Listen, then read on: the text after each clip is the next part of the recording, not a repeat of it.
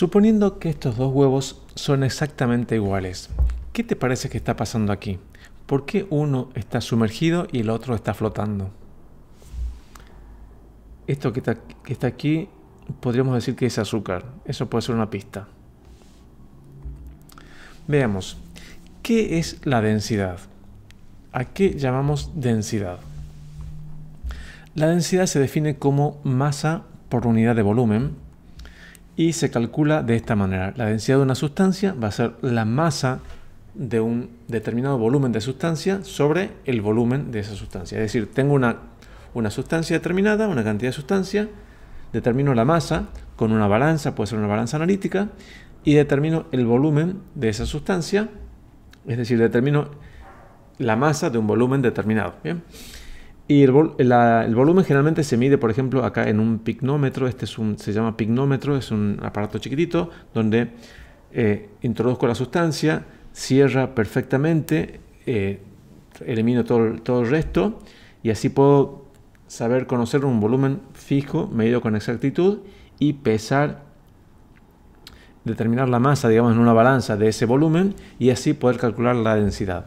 Por ejemplo, si hacemos esto con alcohol, esto se usa para líquidos, si hacemos esto con alcohol, vamos a tener que un volumen de 100 mililitros de alcohol tienen una masa de 79 gramos. Por lo tanto, la densidad del alcohol va a ser 0,79 gramos por mililitros.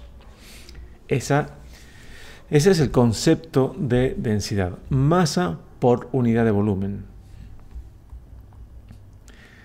De esta fórmula de la densidad masa sobre volumen se pueden, por ejemplo, despejar el volumen de aquí de tal manera que yo, conociendo la masa de una sustancia y la densidad de esa sustancia, pueda determinar su volumen, y conociendo la densidad y el volumen de esa sustancia pueda determinar su masa. Es decir, la densidad de alguna forma me relaciona la masa y el volumen. Masa y volumen son dos formas de medir la cantidad de materia o la cantidad de una sustancia. Son dos magnitudes diferentes. El volumen, la masa son magnitudes diferentes y la densidad lo que hace es relacionarme esas dos magnitudes. Y en general, la densidad de las sustancias está tabulada, es la misma. Si la sustancia es la misma, la densidad va a ser la misma. Entonces podemos encontrar en tablas, y si tenemos el volumen, podemos calcular la masa, o si tenemos la masa, podemos calcular el volumen usando la densidad. ¿Cuál es la densidad del agua? El agua tiene la particularidad de que tiene un valor de densidad muy fácil, que es 1. Entonces, la densidad del agua es 1 gramo sobre centímetro cúbico, o que lo que quiere decir es que 1 centímetro cúbico de agua tiene una masa de 1 gramo. Pero también podemos decir que es 1 gramo por mililitro, o 1 gramo sobre mililitro. ¿Por qué? Porque centímetro cúbico y mililitro es el mismo volumen. Es decir, son unidades diferentes para el mismo volumen, significan lo mismo. Pero también podemos decir que la densidad del agua es 1 kilogramo sobre litro. Porque yo en 1 kilogramo tengo 1000 gramos y en 1 litro tengo 1000 mililitros. Es decir que, si bien cambio las unidades, pero como cambio ambas, numerador y denominador, finalmente el número me queda igual. Cambian las unidades, pero el número me queda igual. Y también podemos decir que la densidad del agua es 1 tonelada sobre metro cúbico. Entonces, estas son unidades, digamos que dimensionalmente son similares. Entonces, esta es 1 tonelada metro cúbico. En 1 tonelada hay 1000 kilos, en 1 metro cúbico hay 1000 litros. Por eso es que la densidad con estas unidades también me da 1. Aquí tenemos diferentes sustancias y valores de densidad para esas sustancias. Aquí en este caso, la unidad elegida para la densidad es kilogramos por metro cúbico. Por eso es que si nos fijamos acá en el agua, nos da 1000 kilogramos por metro cúbico. Porque dijimos que en 1 metro cúbico hay 1000 litros. Por eso, y la densidad y cada litro tiene una masa de 1 kilogramo. Entonces, en 1 metro cúbico tenemos 1000 kilogramos. Por eso es que la densidad del agua es 1000. Y acá tenemos, por ejemplo, compuestos como el aceite, que son más livianos que el agua. Por eso es que el aceite flota en el agua, porque es más liviano, tiene menor densidad. el ácido sulfúrico concentrado una densidad de 1.82, el alcohol 780, nosotros hace un rato dijimos 790. Tenemos el mercurio, que es un metal que es 13.500, o sea, más de 13 veces más pesado, más denso que el agua. Y otros compuestos como la gasolina, por ejemplo, que es más liviana también que el agua. Veamos ahora el concepto de densidad real y densidad aparente. ¿A qué nos referimos cuando hablamos de densidad real o aparente? Supongamos que tenemos aquí azúcar granulada, y tenemos una probeta para medir el volumen.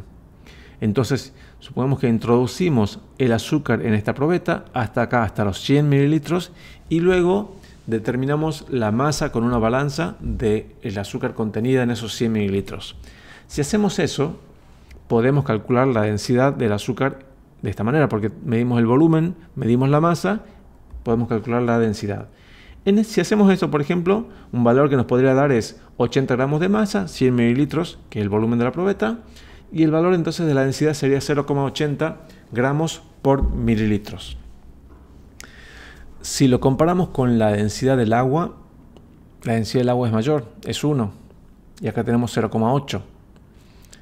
Entonces, estos datos más o menos es así, ¿no? O sea, depende de la granometría del azúcar, pero más o menos este es un valor razonable que va a dar.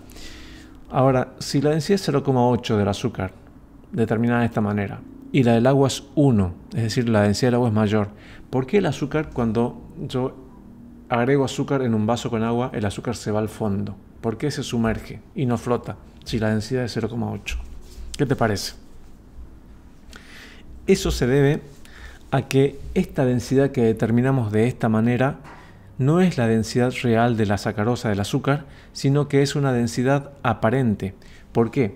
Porque si yo introduzco el azúcar granulada en este volumen, adentro de ese volumen voy a tener azúcar, los granos de azúcar, pero también voy a tener aire que está entre los granos de azúcar, aire intersticial se llama.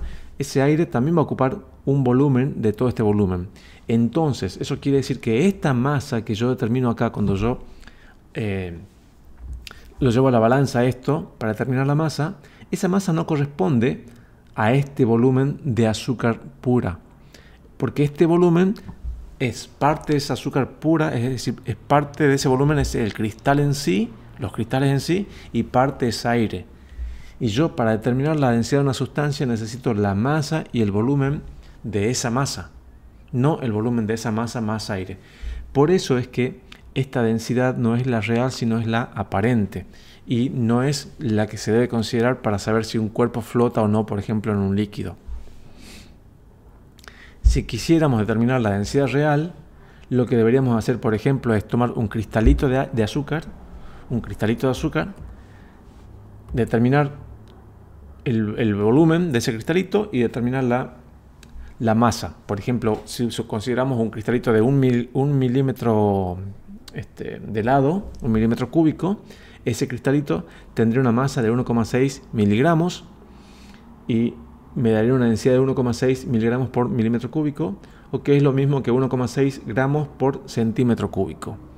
Entonces, si lo comparamos con la densidad del agua, que es 1,6 es mayor, por eso es que los cristales de azúcar, al ser más densos que el agua, se van al fondo. Obviamente que hay otras formas para determinar la densidad, no es que se mida un cristalito, pero yo te lo quería mostrar así para que entiendas que cuando determinamos la densidad necesitamos la masa y el volumen correspondiente a esa masa, que no incluya aire. Esa sería la diferencia entonces entre densidad real y densidad aparente. Si yo quiero, por ejemplo, calcular un depósito de azúcar, ahí voy a usar la densidad aparente, no voy a usar la densidad real. ¿Por qué? Porque ahí necesito saber qué volumen ocupa el azúcar con el aire en un depósito de azúcar, por ejemplo. Pero si quiero entender por qué se hunde el azúcar o quiero hacer otros cálculos, ahí necesito la densidad real. Entonces es muy importante conocer la diferencia entre densidad real y aparente para saber en qué casos usamos una y en qué caso podemos usar la otra. Analicemos ahora lo que pasa con la densidad y la temperatura. hasta ahora yo te dije que la densidad del agua era 1, pero sin embargo eso no era una información totalmente correcta, porque la densidad depende de la temperatura, la densidad varía con la temperatura. Entonces siempre que se da un dato de densidad es necesario dar también el valor de la temperatura a la que ha sido medida esa densidad. Entonces si yo te digo que la densidad del agua es 1, tengo que aclararte que es 1 a 4 grados centígrados, por ejemplo. ¿Qué pasa con la densidad y la temperatura? Como la densidad se define como masa sobre volumen, la masa no cambia con la temperatura. Si yo tengo un cuerpo y lo caliento, por ejemplo, la masa va a seguir siendo la misma, pero su volumen va a cambiar. Y como cambia su volumen, y el volumen está aquí afectando, digamos, a la densidad, entonces la densidad también varía cuando varía la temperatura. En general casi siempre, a un aumento de temperatura corresponde un mayor volumen, es decir, se produce un efecto de dilatación.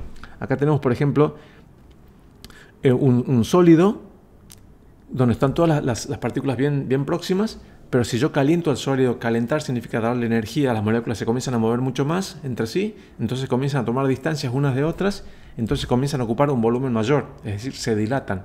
Esto es común verlo en los sólidos, en los líquidos, mucho más en los gases, pero en general la materia, las sustancias se dilatan cuando se calientan, cuando aumenta la temperatura. Entonces, si aumenta la temperatura, el volumen aumenta, y como el volumen está acá como denominador, entonces el valor de la densidad disminuye. Como concepto, entonces, un aumento de la temperatura significa una disminución de la densidad, y mucho más en los gases. Ahora bien, el caso del agua presenta una anomalía. El agua presenta una anomalía con respecto a esta regla, es decir, es una excepción.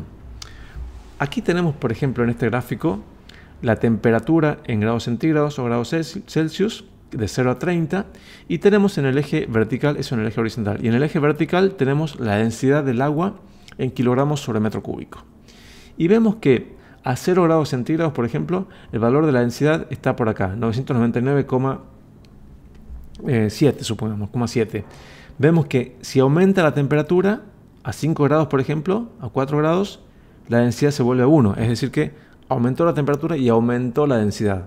Distinto a lo que dijimos hace un rato, que un aumento de temperatura implica disminución de densidad, en la mayoría de los casos. Por eso decimos que el caso del agua es una anomalía, es algo especial que ocurre solamente con el agua.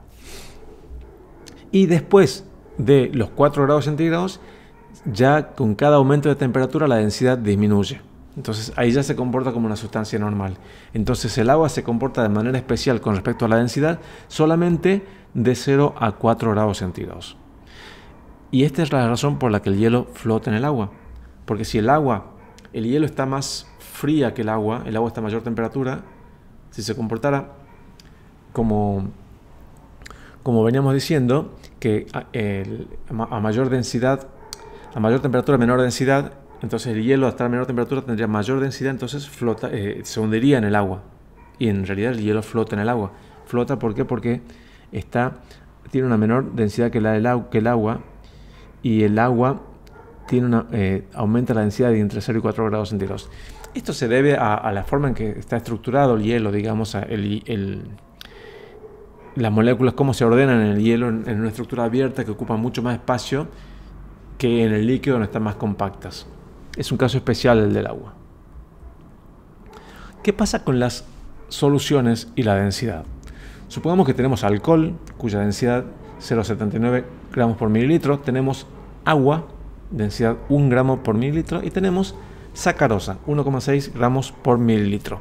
¿Qué pasa si tenemos soluciones o mezclas de estas sustancias? Si mezclamos agua y alcohol, la densidad, por ejemplo, va a ser un valor intermedio entre estos dos valores. Por ejemplo, podría ser 0,85, 0,90, de acuerdo a las proporciones que tenga de cada uno. En el caso de la sacarosa, por ejemplo, la densidad también va a ser un valor intermedio entre estos dos valores. Por ejemplo, en este caso podría ser 1,2 gramos por mililitro, es decir, la densidad de la solución de sacarosa va a dar siempre mayor que 1.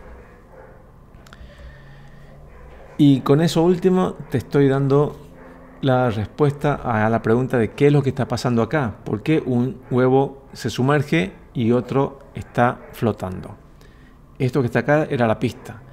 Acá no tenemos agua pura, sino tenemos una solución de sacarosa. Al tener una solución de sacarosa, su densidad es mayor y entonces el huevo evidentemente tiene una densidad mayor que 1, pero no muy alta. Entonces, supongamos que la densidad del huevo es 1,1. Si la densidad de esta solución es 1,2, es más densa que el huevo va a flotar. Así que esa es la explicación a esta imagen.